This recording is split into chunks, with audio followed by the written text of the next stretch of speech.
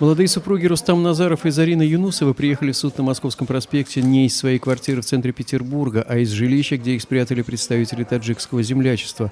Родители умершего в середине октября пятимесячного Умар Али всерьез опасаются за свою безопасность. Вот недавно же приходили, и утром, вот 7 утра, все спят, там, и дверь чуть не сломали. Я думал, кто опять пришел, сейчас нас будет убивать. Впоследствии выяснилось, что утренними гостями были сотрудники полиции и Следственного комитета. Чтобы уберечь семью от нежданных визитеров, консульство Таджикистана и адвокаты приняли решение ее спрятать. Перед началом заседания защитники напомнили, если бы суду первой инстанции было известно, что у Зарины есть ребенок, ее вряд ли выдворили бы. Однако в материалах дела имя Умар Али не фигурирует. Права потерпевшей нарушены еще и потому, что следствие начало атаку на семью, публикуя в подконтрольных изданиях материалы одной из 5 судебных медицинских экспертиз, по которой сын Рустама и Зарины был смертельно болен. Некий обвинительный уклон, что все пытаются, что потерпевшие виноваты, там потерпевшие плохо смотрели за ребенком, потом потерпевшие не смотрели врачам, потом они не лечили, потом они не делали прививки, все это опровергнуто, но вот новая версия какая-то. Скажите, вы не считаете это вбросом?